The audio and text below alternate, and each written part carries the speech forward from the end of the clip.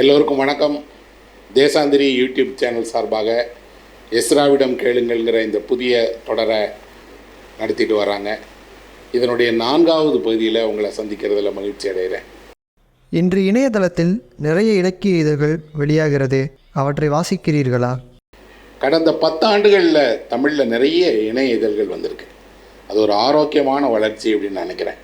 இணைய இதழ்களின் வழியாக சர்வதேச இலக்கியங்கள் நமக்கு அறிமுகமாகுது. புதிய படைப்பாளிகள் உருவாகிறாங்க.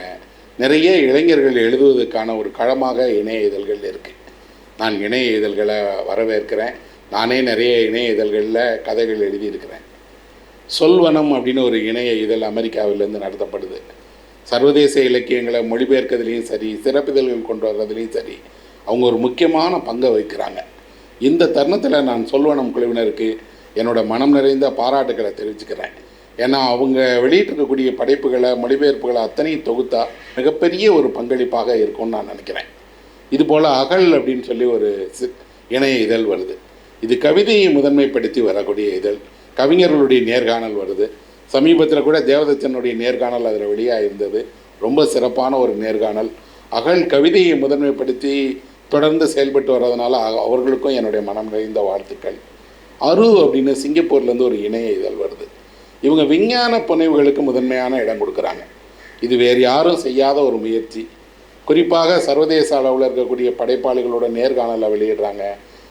போட்டி நடத்தி தமிழ்லேயே சிறந்த விஞ்ஞான புனைவுகளை தேர்வு செய்து அதுக்கு விருது கொடுக்குறாங்க. அந்த கதைகளை வெளியிடுறாங்க. எழுத்தாளர்களுடைய நேர்காணல்கள் தொடர்ந்து வெளிவருது. அரு நடத்தக்கூடிய குழுவினர்களுக்கும் என்னுடைய மனம் நிறைந்த பாராட்டுகள். இதுபோல் வனம் அப்படின்னு ஒரு இணைய இதழ் வருது. நிறைய இணைய இதழ்கள் இப்போ புதுசாக இணையத்தில் வெளியாகி நல்ல வரவேற்பையும் பெற்றிருக்கு. இவர்களுடைய ஒரு முயற்சிங்கிறது சிற்றிதழ்கள் ஒரு காலகட்டத்தில் இலக்கிய வளர்ச்சிக்கு எவ்வளவு துணையாக இருந்ததோ அதுக்கு இணையானதாக தான் கருதுவேன். இது இன்னும் மேலும் வளர்ச்சி அடைவதற்கு என் மனம் நிறைந்த வாழ்த்துக்களை தெரிவிச்சுக்கிறேன். நாலந்தா பல்கலைக்கழகம் யாரால் அளிக்கப்பட்டது? ஏன் அதை அளித்தார்கள்? இந்தியாவினுடைய மிகப்பெரிய கல்வி நிலையங்களில் ஒன்று நாலந்தா பல்கலைக்கழகம். இன்றைக்கு அது சிதைந்த நிலையில் இடிபாடுகளோடு அழிந்து போய் காணப்பட்டது. பாட்னாலேருந்து ஒரு 90 கிலோமீட்டர் தூரத்தில் போனீங்க அப்படின்னீங்கன்னா இந்த இடத்த நம்ம பார்க்கலாம். நான் போய் பார்த்துருக்குறேங்க. இந்த நாலந்தாவினுடைய இடிபாடுகளுக்கு இடையில் நடக்கும்போது தெரியுது, வரலாற்றினுடைய இருண்ட பக்கங்களில் ஒன்று நாலந்தா எரிக்கப்பட்டது. பக்தியார் கில்ஜின்னு சொல்லப்படக்கூடிய அவர் 200 குதிரை வீரர்களோடு இந்த நாலந்தாவை சூறையாடியது வரலாற்றில் நம்ம படிச்சிருக்கிறோம். 1193 ஆண்டு பக்தியார் கில்ஜி இது மேலே படையெடுத்து அழித்தார். இவ்வளவு பெரிய ஒரு பல்கலைக்கழகத்தை, அங்கே இருக்கக்கூடிய அறிவு செல்வங்களை ஏன் எரித்தாங்க? இதுக்கு பின்னாடி இருந்தது வெறும் வெறுப்பு மட்டும்தானா? என்ன காரணம் அப்படிங்கிறது முழுமையாக இன்னும் ஆராயப்படலை. ஆனால் அதை வரலாற்றை படிக்கும்போது நமக்கு தெரியுது எவ்வளோ பெரிய கல்வி நிலையமாக நாலந்தா இருந்திருக்கு. இந்தியாவினுடைய பல பகுதிகளில் இருந்து அங்கே மாணவர்கள் படிச்சிருக்கிறாங்க. வெளிநாடுகளில் இருந்தும் மாணவர்கள் வந்திருக்கிறாங்க. சீனாவிலேருந்து யுவான் சுவாங் வந்திருக்காரு, பாகியான் வந்திருக்காரு. இந்த மாதிரி வெளிநாட்டு யாத்திரிகர்கள் அங்கே தங்கி இருந்து கல்வி பயின்று அங்கே இருக்கக்கூடிய நூலகத்தை பயன்படுத்தியிருக்கிறாங்க. நூலகம்னா சாதாரணமான ஒரு நூலகம் இல்லை, 3 அடுக்குகள் கொண்ட மிகப்பெரிய ஒரு நூலகம் அங்கே இங்கே இருக்குது. அந்த நூலகத்தில் புத்தருடைய போதனைகளை கொண்ட சூத்திரங்கள்லேருந்து உலகினுடைய பல்வேறு பகுதிகளிலிருந்து சேகரிக்கப்பட்ட அறிவு முழுவதும் அந்த நூலகத்தில் சேகரித்து வைக்கப்பட்டது. அதைத்தான் பக்தியார் கில்ஜி அழித்தார். அவர் அந்த பீகார் அப்படிங்கக்கூடிய மாநிலமே பௌத்த மடாலயங்கள் நிரம்பியதுங்கிறதுனால தான் பீகார் அப்படின்னு சொல்லப்படக்கூடிய விகாரைகள் கொண்டதுனால தான் அது பீகார். இந்த நாலந்தாவில் இவ்வளோ பெரிய கல்வி நிலையம் உருவாகிறதுக்கு என்ன காரணம்? புத்தருடைய மாணவரான சாரி புத்திரருங்கிறவர் அந்த ஊரில் பிறந்தவர். அவர் இறந்து போன போது அவருடைய நினைவாக அசோகர் அங்கே ஒரு பௌத்த மடாலயத்தை உருவாக்கி கொடுத்துருக்கார். பௌத்த சின்னங்களை உருவாக்கி இருந்திருக்கிறார். அதில் இருந்து அந்த மடாலயங்கள் நிறைய இருந்த இடம். அங்கே மாணவர்கள் கல்வி பயின்றிருக்கிறாங்க. 10,000க்கு மேற்பட்ட மாணவர்கள் படித்தாங்கன்னு சொல்கிறாங்க. தமிழ்நாட்டிலிருந்து கூட அங்கே கற்பிப்பதற்கு ஆசிரியர்கள் சென்றிருக்காங்க. மாணவர்கள் போய் படிச்சிருக்கிறாங்க. இந்தியாவினுடைய ஒரு காலகட்டத்தினுடைய அறிவு மையம் நாலந்தா. நான் நாலந்தாவை எரித்த பக்தியார் கில்ஜிக்கு அதை பற்றி ஏதாவது தெரியுமா அப்படின்னா, அவரோட வெறுப்பினுடைய உச்சம் எப்படி இருந்தது அப்படின்னா, அங்கே போகிறார், விசாரிக்கிறார், நிறைய மாணவர்களை பார்க்குறாரு, அவர்கள் ஏடுகளை படிக்கிறத பார்க்குறாரு. ஒருவருமே அவரை எதிர்க்கலை, தடுக்கலை. இன்னும் சொல்லப்போனால் அவரோட ஒரு சமர் புரியலை, வாழேந்தி அவரை தடுத்து நிறுத்தலை, மாறாக அனுமதிக்கிறாங்க. அவர் இது எல்லாமும் தன்னோட மத கோட்பாடுக்கு எதிரானது, இன்னும் சொல்லப்போனால் தன்னுடைய நம்பிக்கைகளுக்கு எதிரானதுன்னு நம்பி மொத்தமும் எரிக்கிறார். வரலாற்று புத்தகத்தில் ஒரு வரி இடம்பெற்றிருக்கு. என்ன அப்படின்னா, அங்கிருந்த ஏடுகள், அங்கிருந்த நூல்கள் எரிக்கப்பட்ட போது கிளம்பிய புகை பல மாதங்கள் நீண்டு கொண்டே இருந்தது அப்படின்னு. யோசித்து பாருங்க, அப்போ எவ்வளவு ஏடுகளை எரிச்சிருக்கிறாங்க. அவ்வளவு ஏடுகள் தீக்கிரையாகி எரிந்த போது ஏற்பட்ட புகை மாத கணக்கில் நின்றுருக்குன்னா ஒரு அந்த தொடர் அழிப்பு அப்படிங்கிறதாக தான் நான் அதை பார்க்குறேன். புத்தகங்கள் எரிக்கப்படுவது, நூலகங்கள் எரிக்கப்படுவதுங்கிறது வரலாற்றின் மிக மோசமான விஷயம். அலெக்சாண்டருடைய நூலகம் எரிக்கப்பட்டிருக்கு, யாழ்ப்பாணத்தினுடைய நூலகம் எரிக்கப்பட்டிருக்கு. ஹிட்லரோட காலகட்டத்தில் முக்கியமான நூல்களை எல்லாம் தெரு முனையில் கொண்டு வந்து போட்டு மொத்தமாக தீ வைத்து எரித்தார்கள். அதிகாரத்தினுடைய உச்சம் அப்படிங்கக்கூடியது என்ன அப்படின்னா, அது நூல்களை தடை செய்வது, நூல்களை எரிப்பது, வரலாற்றை இல்லாமல் செய்வது தான். அதனோட அடையாளமாக தான் நான் நாலந்தாவை பார்க்குறேன். நாலந்தா பல்கலைக்கழகத்துக்குன்னு தனியான ஒரு வரலாறு இருக்குது. எல்லோருமே தெரிந்து கொள்ள வேண்டிய வரலாறு அது. அது அசோகர் காலத்தில் பராமரிக்கப்பட்டிருக்கு. நிறைய நிலங்களை கொடுத்துருக்குறாங்க. பக்கத்தில் இந்த விவசாயிகள் எல்லாம் தங்களோட விளைச்சலில் ஒரு பங்கை இங்கே பயிலுகிற மாணவர்களுக்காக கொடுத்துருக்குறாங்க. ஆசிரியர்கள் தங்கி உறைவிட பள்ளிங்கிற ஒரு கருத்தாக்கமே அங்கேருந்து உருவானது தான். வகுப்பு அப்படிங்கக்கூடியதும், ஒரு வகுப்பு எவ்வளோ நேரம் நடக்கலாங்கிறதும், என்னென்ன பாடங்களை கற்றுக் கொடுக்கலாங்கிறதும், இந்த எல்லா அடிப்படைகளையும் பௌத்த சமயம் உருவாக்கி இருந்திருக்கு. மிகச்சிறந்த ஆசிரியர்கள் ஒவ்வொரு துறை வாரியாக அங்கே கற்பித்திருக்கிறாங்க. குறிப்பாக தத்துவத்தில், வானவியலில், அறிவியலில், மொழியில் துறை போன அறிஞர்கள் அங்கே இருந்து கற்பித்திருக்கிறாங்க. அரசரோட காலகட்டத்தில் அந்த ஊருக்கு நிதி அளிக்கப்பட்டிருக்குது. விகாரையை மேம்படுத்துவதற்கான உதவிகளை எல்லாத்தையும் செய்திருக்கிறாங்க. இங்கே தான் பௌத்த தத்துவத்தினுடைய மிகப்பெரிய ஞானியான நாகார்ஜுனர் படிச்சிருக்கிறாரு. ஒரு 700 ஆண்டுகள் ஒரு கல்வி நிலையம் தொடர்ந்து இயங்கி வந்திருக்குன்னா அது எவ்வளோ பெரிய கல்வி நிலையமாக இருக்குன்னு பாருங்கள். அவ்வளோ பெரிய கல்வி நிலையத்தை அங்கே பயிலக்கூடிய மாணவர்களை எல்லோரையுமே தான் பக்தியார் கல்ஜியினுடைய படையெடுப்பு அளித்தது.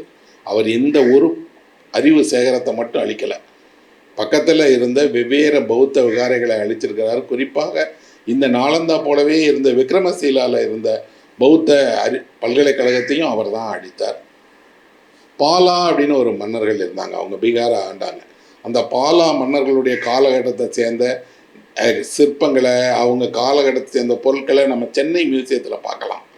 எப்போவாவது நீங்கள் சென்னை மியூசியம் போனீங்கன்னா அங்கே பாலாவுக்காக தனியான ஒரு பகுதி இருக்குது. பாலா மன்னர்களுடைய பொருட்களை இங்கே கொண்டு இங்கே வச்சுருக்கிறாங்க. ஏன்னா படையெடுத்து போகும்போது கிடைத்த சிற்பங்கள் அது இங்கே காட்சியாக வச்சுருக்கிறாங்க. அந்த பாலா மன்னர்களுடைய பராமரிப்பில் இருந்திருக்குது. பௌத்த தத்துவங்கள் மிகப்பெரிய ஒரு அறிவு சேமிப்பை கொண்டது.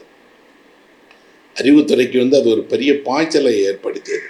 அந்த மாதிரி ஆய்வு அறிஞர்கள் அமர்ந்து பேசின அந்த இடம் அழிக்கப்பட்டு ஒன்றுமே இல்லாத ஆன போது அதுக்கு சாட்சியங்களே இல்லை.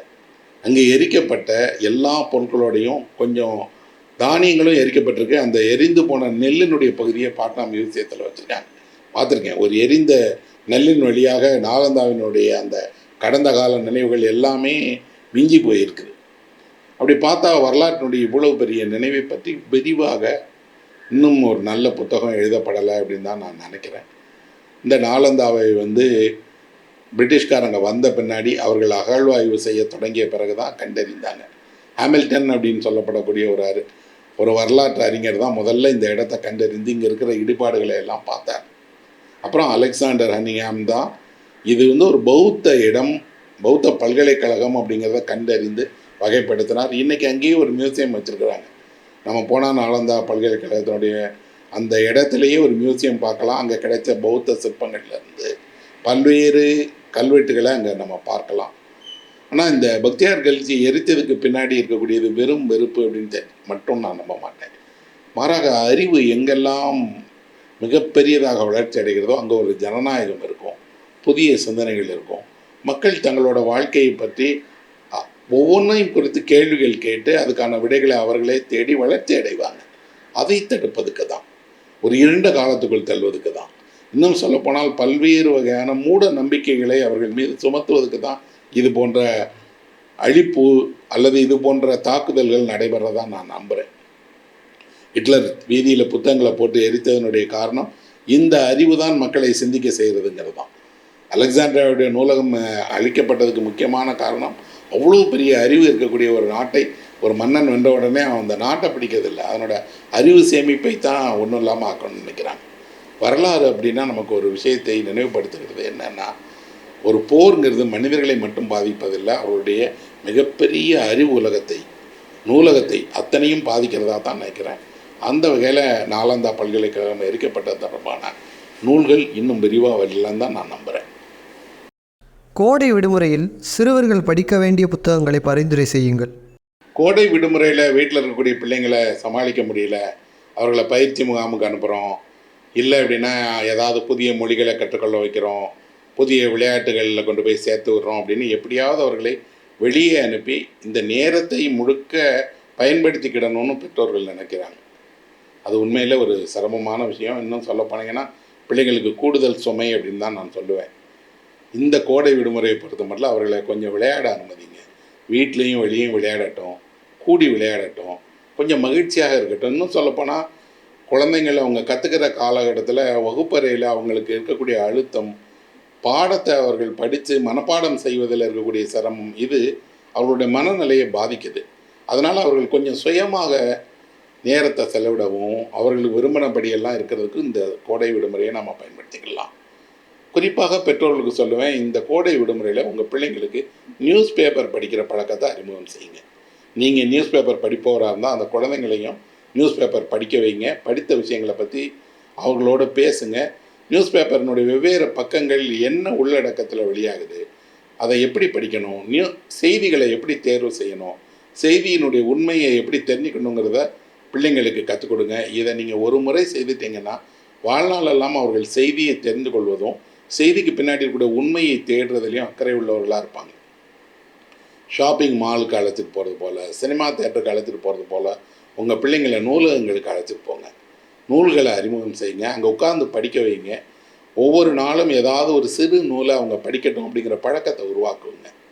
முடியும் அப்படின்னீங்கன்னா வீட்டில் இருக்கக்கூடிய எல்லோருமாக அமர்ந்து ஒரே ஒரு கதையை படிங்க அல்லது ஒரே ஒரு கவிதையை வாசிங்க.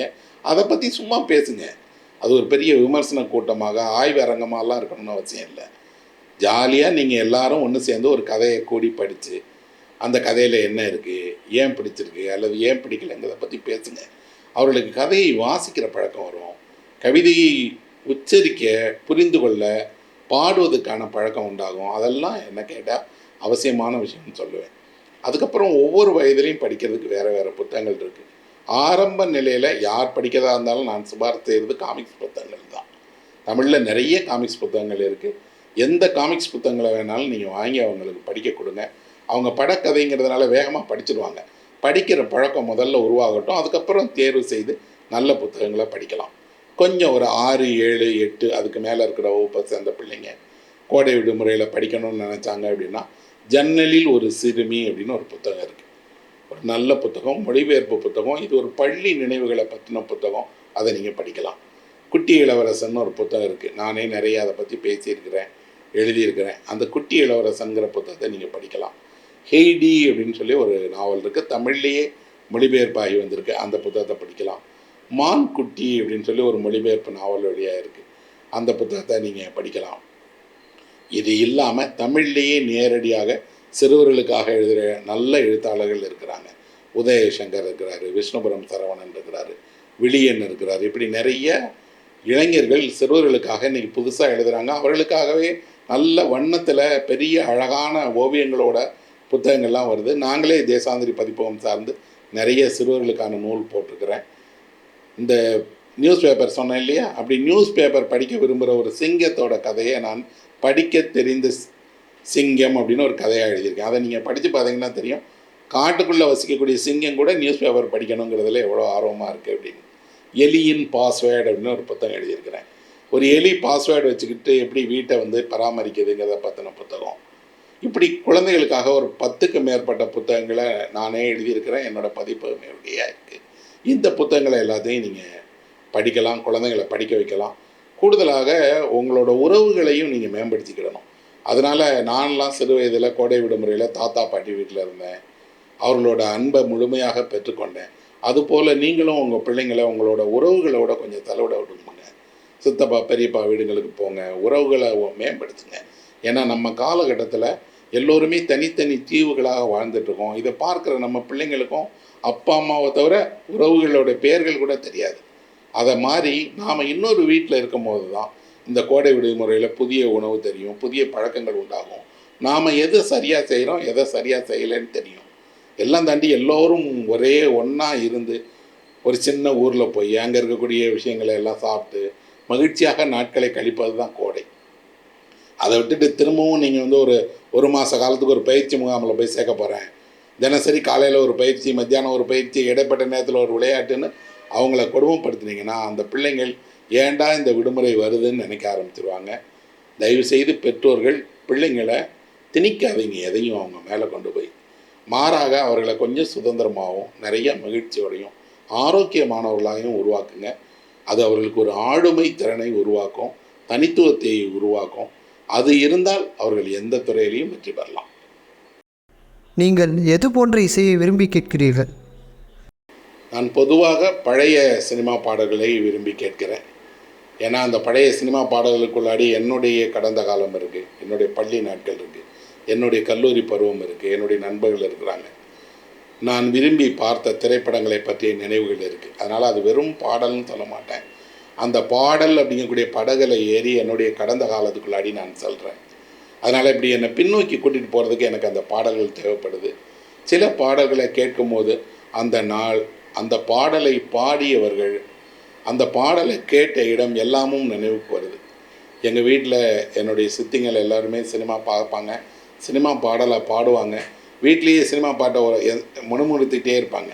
அப்படி ஒரு பாட்டு கேட்கும்போது ஒரு சித்தி நினைவுக்கு வராங்க. அவங்க இப்போ இல்லை, இறந்துட்டாங்க. ஆனால் அந்த பாடலின் வழியாக அவர்களோட முகம், அவங்க பாடுற குரல், அதில் இருந்த இனிமை எல்லாம் நினைவுக்கு வருது. அதனால் கொஞ்சம் பழைய திரைப்பட பாடல்களை கேட்பேன். மற்றபடி அதிகம் கேட்கறது நான் மேற்கத்திய இசை கேட்கக்கூடியவன்.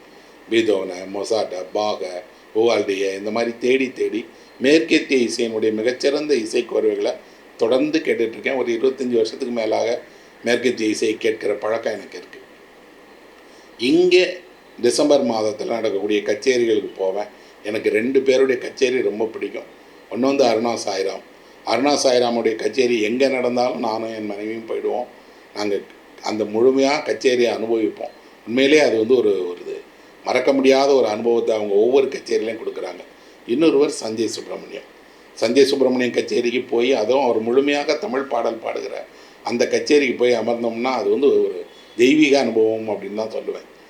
ஒரு முறை அவர் பாடிட்டு இருக்கும்போது நான் கண்ணை மூடிட்டு அந்த பாடலை மட்டும் கேட்டிருந்தேன். மனதில் ஒரு வெள்ளை யானை வானத்தில் அப்படி பறந்து சிறகுகளோட சுற்றி சுற்றி அந்த அரங்கத்தில் வர்ற மாதிரியும், மெல்ல யானை வந்து தரை இறங்கி அந்த அரங்கத்தில் அமர்ந்து இருக்கிற மாதிரியமான ஒரு உணர்வு அடைந்தேன். அவர் குரல் தான், ஆனால் அந்த குரலில் அவர் நிகழ்த்துகிற மாயம் இருக்கு இல்லையா, அது வந்து நிகரையே இல்லாத ஒரு அற்புதம் அப்படின்னு தான் சொல்லுவேன். அதனால் சஞ்சய் சுப்ரமணியம், அருணா சாய்ராம் 2 பேரோட கச்சேரியை ரொம்ப அதிகம் கேட்டிருக்கேன், தொடர்ந்து கேட்டுகிட்டும் இருப்பேன். கடந்த சில ஆண்டுகளாக இந்துஸ்தானி கேட்குறேன். இந்துஸ்தானி நிறைய கேட்க கேட்க கேட்க கேட்க அது ஒரு ஆறு, அதுவும் ஒரு மாய நதி போல தான் இருக்குது. இவ்வளவு மகத்தான இசைக்கலைஞர்கள் இந்தியாவில் இருந்திருக்கிறாங்க. அவங்களோட இசை நமக்கு எவ்வளவு மகிழ்ச்சியை தருது. அது மாதிரியான ஒரு சந்தோஷத்தை வேறு எதால் கொடுக்க முடியும்னு இருக்குது.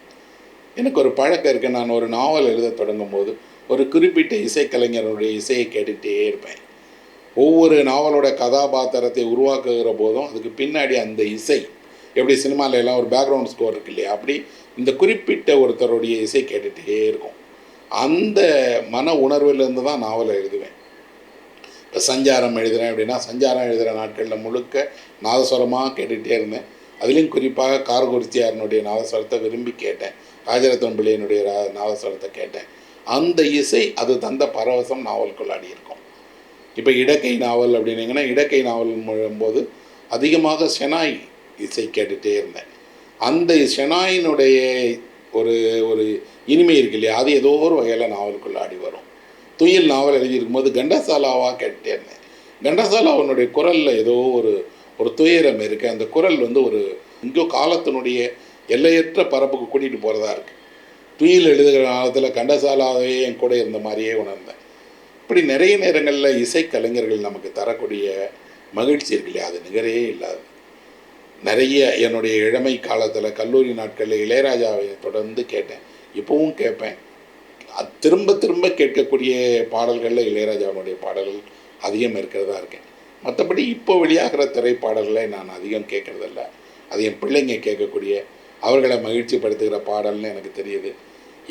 எனக்கும் அந்த திரைப்படங்களுக்குமான நினைவு இல்லாதனால ஒரு இடைவெளியை உணர்கிறேன். ஆனால் தினசரி கொஞ்சம் இசையை கேட்பேன். ஏன்னா அது எனக்கு அன்றாட தேவையாக இருக்குது. இன்னும் சொல்கிறதா இருந்தால் அது ஒரு தேன் போல். ஒரு ஸ்பூன் தேன் நம்ம தினம் எடுத்துக்கிறது நல்லது இல்லையா? அப்படி ஒரு அரை மணி நேரம் 1 மணி நேரம் இசை கேட்குறதும் நல்லதுன்னு நான் நினைக்கிறேன். எழுத்தாளர் பா. சிங்காரத்தை சந்தித்திருக்கிறீர்களா? எழுத்தாளர் பா. சிங்காரம் 2 நாவல்கள் எழுதியிருக்கிறார். வேறு எந்த பெரிய சிறுகதைகள் நிறைய எழுதலை, அதிக கட்டுரைகள் எழுதலை, நாவல்களில் தவிர வேறு படைப்பு இலக்கியத்தில் ஈடுபடவே இல்லை. அமைதியான ஒரு வாழ்க்கையை வாழ்ந்துட்டு மதுரையில் இருந்தார். நான் மதுரை பல்கலைக்கழகத்தில் படித்து கொண்டிருந்த நாட்களில் அவரை தொடர்ந்து போய் சந்திச்சிருக்கிறேன். அவர் கையெழுத்து போட்டு கொடுத்த கடலுக்கு அப்பால் நாவலினுடைய பிரதி என்கிட்ட இருக்குது. அவரை சந்திக்க போகும்போது நானும் கோணங்கியும் ஒரு முறை போயிருக்கிறேன். நானே 4-5 முறை அவரை சந்தித்திருக்கிறேன். ஒவ்வொரு முறையும் அவர் இலக்கியமெல்லாம் பேச மாட்டார். தன்னுடைய பயண அனுபவத்தை, மலேசியாவில் தான் இருந்ததை பற்றி அதெல்லாம் கூட சொல்ல மாட்டார். அவருக்கு நாம் பேசுகிறதில் கேட்குறதுல தான் விருப்பமே தவிர அவர் பேசி அவருடைய நினைவுகளை சொல்கிறதுல விருப்பமே இல்லை. ஆனால் அவருக்கு யாரை பிடிக்கும், பா. சிங்காரத்துக்கு விருப்பமான எழுத்தாளர் யார் அப்படின்னு அவர்கிட்ட நான் கேட்கும்போது அவர் சொன்னார், எனக்கு ஹெமிங்வேயை ரொம்ப பிடிக்கும் அப்படின்னு. நீங்கள் ஹெமிங்வேயை ஆழ்ந்து படிச்சிருந்தீங்கன்னா தெரியும், அதில் ஹெமிங்வேயிட்ட ஒரு கிராஃப்ட் இருக்குது, அவர்கிட்ட ஒரு எழுத்து நுட்பம் இருக்குது.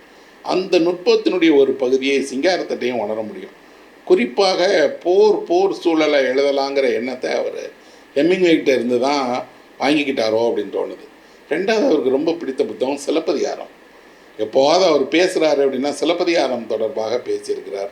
சிங்காரத்தை சந்தித்த போது நான் ஒரு முறை பல்கலைக்கழகத்துக்கு நீங்கள் வாங்க, மாணவர்களோட உரையாடுங்கன்னு சொன்னப்போ அவர் சொன்னார், எனக்கு அதிலெல்லாம் விருப்பம் இல்லையா, எனக்கு அப்படி பேசவும் தெரியாது.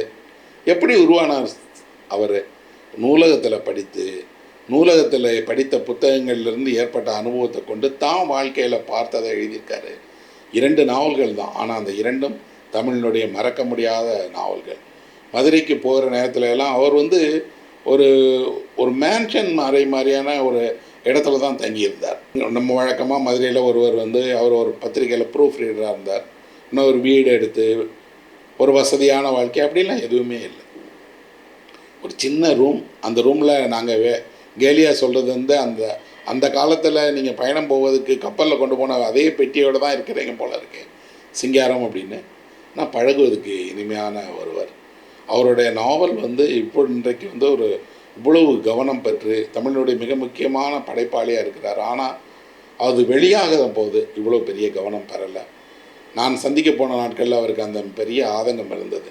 என்னையா உங்களை மாதிரி யாரோ சொல்கிறீங்களே தவிர எனக்கெல்லாம் ஒரு பெரிய இடமும் இல்லை, என்னை யாரும் கவனிக்கவே இல்லையே ஐயான்னு. அவருடைய முதல் பதிப்பு வெளியான போது, அந்த நாவலினுடைய கடலுக்கு அப்பாலினுடைய முதல் பதிப்பு வெளியான போது அதில் சில திருத்தங்கள் செய்யலை அப்படிங்கிற வருத்தமெல்லாம் அவருக்கு இருந்தது. நான் சந்தித்த எழுத்தாளர்களில் பா. சிங்காரம் ரொம்ப முக்கியமானவர். அவர் கையெழுத்து போட்ட அந்த புத்தகத்தை வச்சுருக்கேன். எடுத்து பார்க்கும்போது அந்த நாளும் என் நினைவில் பசுமையாக தான் இருக்குது. சாகித்ய அகாடமி விருது பெற்ற போது எப்படி உணர்ந்தீர்கள்? மகிழ்ச்சியாக உணர்ந்தேன். ஆனால் எல்லா விருதுமே ஒரு புத்தகத்துக்கு, படைப்புக்கு கொடுக்கப்படுது. அது ஒரு நாள் சந்தோஷம் அப்படின்னு சொல்லலாம். அந்த சந்தோஷம் எனக்கு ஏற்படுத்திய அளவை விட, எனக்கு தந்த மகிழ்ச்சியை விட அதிகமாக என்னை சுற்றி இருப்பவர்களுக்கு கிடைத்தது, உருவாக்கியது. என்னுடைய மனைவி, பிள்ளைங்க, நண்பர்கள், உறவினர்கள், அப்பா, அம்மா எல்லோருமே இதனால் சந்தோஷப்பட்டாங்க. அந்த விருது அறிவிக்கப்பட்ட நாளில் நான் மனதுக்குள்ளே யோசிச்சு பார்த்தேன். நான் ஒரு சின்ன கிராமத்திலேருந்து உருவாகி வந்தவன். மல்லாங்கனர் போன்ற ஒரு சின்ன ஊர் அது. அந்த ஊரில் படித்து வளர்ந்து சென்னைக்கு சென்னையில் ஏதோ போராட்டங்களை சந்தித்து எழுத விரும்பியதை எழுதி ஒரு அங்கீகாரம் கிடைக்கிது அப்படிங்கும்போது நாம் கடந்து வந்த தூரத்தை தான் அந்த நாளில் நான் நினச்சி பார்த்தேன். அதோட என்ன அப்படின்னு பார்த்தா, அந்த விருது இன்னும் பொறுப்புணர்வோடு இன்னும் சிறப்பாக நாம் எழுதணுங்கிறதுக்கான அடையாளமாக தான் அளிக்கப்படுது. விருது பெற்ற உடனே ஓய்வு எடுக்கக்கூடியதல்ல, விருதோடு நம்மளோட படைப்பு முடிஞ்சு போயிடுறதில்லை. ஆனால் நோபல் பரிசு மாதிரியான பரிசெல்லாம் கிடைத்த பலரும் அதுக்கப்புறம் எழுதவே இல்லை. கிட்டத்தட்ட அதை கேலியாக சொல்கிறாங்க, அவர்கள் கல்லறையில் அடிக்கப்பட்ட ஆணி தான் அந்த விருதுன்னு. அப்படி கல்லறை ஆணியை போல் சில நேரங்களில் விருது அமைஞ்சிரும். எனக்கெல்லாம் அப்படி இல்லை. நான் தொடர்ந்து இயங்கிக்கிட்டே இருக்கக்கூடியவன். விருது பெறுவதை தாண்டி அந்த புத்தகங்கள் படிக்கப்படணுங்கிறது தான் என்னோடய முக்கியமான ஆசை. அந்த புத்தகம் படிக்கப்பட்டால், என்னுடைய எழுத்து படிக்கப்பட்டால், அது உங்களுக்குள்ளாடி என்ன மாற்றத்தை உருவாக்குச்சு, அதை நீங்கள் எப்படி உணர்றீங்க, அது உங்களுடைய மேம்பாட்டுக்கு ஏதோ ஒரு வகையில் உதவி இருக்குது அப்படின்னா அதுதான் என்னுடைய பெரிய சந்தோஷம். அப்புறம் இந்த மாதிரியான அரசு விருதுகள், இலக்கிய அமைப்புகள் கொடுக்குற விருதுகள்லாம் ஒரு மகிழ்ச்சியை தருது அப்படின்னா, இதை விட கூடுதலான மகிழ்ச்சியை எங்காவது யாராவது பார்த்து ஒரு தேநீர் வாங்கி கொடுக்கறதில்ல, ஒரு உணவை பகிர்ந்துக்கிறதில்ல, ஒரு பயணத்தில் கைகுலுக்கி பக்கத்தில் நின்று புகைப்படம் எடுத்துக்கிறதுல எனக்கு அதிகம் அளிக்கிறாங்க. நான் அதை தான் பெரிதாக கருதுகிறேன். ஏன்னா மக்கள் தரக்கூடிய விருது, மக்கள் மனதில் இருக்கக்கூடிய இடம் இருக்கு இல்லையா, அதை பெறுவது தான் பெருசு. இன்றைக்கி நம்ம மனதில் திருவள்ளுவருக்கு இடம் இருக்குது, கம்பருக்கு இடம் இருக்குது, இளங்கோவடிகளுக்கு இடம் இருக்குது, பாரதிக்கு இடம் இருக்குது, அசோகமித்திரனுக்கு, சுந்தராமசாமிக்கு, ஜெயகாந்தனுக்கு என்று நம் மனதினுடைய மூலையில் ஒவ்வொன்றிலையும் ஒவ்வொருவரும் இருக்கிறாங்க. அந்த வரிசையில் எனக்கும் ஒரு சிறிய இடம் இருக்குது, கிடைச்சிருக்குங்கிறது தான் உண்மையான மகிழ்ச்சி. மற்றபடி விருது இன்றைக்கெல்லாம் நிறைய விருது சர்ச்சை ஆயிடுச்சு. அப்புறம் ஒவ்வொரு விருது கிடைக்கும் போதும் யாரோ ஒருவரை பற்றி அந்த விருதுக்கு தகுதியேற்றவர் அப்படிங்கிற விமர்சனம் எழுது. விருதுகளுக்கு பின்னாடி ஒரு அரசியல் உண்டாயிருச்சு. அது எல்லாமும் என்னை கேட்டால் மாற்றப்பட வேண்டியதுன்னு தான் சொல்லுவேன். நியாயமாக விருது கிடைக்கணும், விருது உண்மையில் பெறுபவர் மகிழ்ச்சி அடையணும், அந்த விருதோட்டி அவருடைய படைப்புகள் படிக்கப்படணும், கொண்டாடப்படணும். அப்போ தான் விருது முழுமையடையும். இல்லாவிட்டால் அது ஒரு சம்பிரதாயம்தான். இன்றைக்கி நிறைய பணம் இருக்கக்கூடியவர்கள் அவங்க பேர்லேயே விருது கொடுக்குறாங்க, அவர்களுக்கு விருப்பமானவர்களுக்கே விருது கொடுக்குறாங்க. கொடுக்கட்டும், தப்பில்லை. ஆனால் அதன் வழியாக அவர்கள் தவறான ஒரு அங்கீகாரத்தை, தவறான ஒரு வழிகாட்டுதலையும் செய்திடுறாங்க. அதனால தான் ஒரு மொழியில் மிக முக்கியமான விருதுகள் குறைவாக இருக்குது. நிறைய விருதுகள் இருந்தாலும் ஒரு குறிப்பிட்ட விருதை பெறும்போது அத்தனை பேரோட கவனமும் அத்தனை பேரோட அங்கீகாரமும் கிடைக்கிறது காரணம் அதோடைய தரம் தான். அதனால் தரமான விருதுகள் நமக்கு முக்கியம் அப்படின்னு நான் நம்புகிறேன். தேசாந்திரி பதிப்பகத்தின் புதிய முயற்சியாக எஸ்ராவிடம் கேளுங்கள் என்கிற தொடரை ஆரம்பித்து உள்ளோம். இதில் நீங்கள் பங்கு பெற desandri@gmail.com என்ற மின்னஞ்சல் முகவரிக்கு உங்கள் பெயர் மற்றும் ஊர் பெயரை குறிப்பிட்டு உங்கள் கேள்விகளை அனுப்பலாம், அல்லது எங்களது சமூக ஊடக பக்கங்களின் வழியாகவும் அனுப்பலாம்.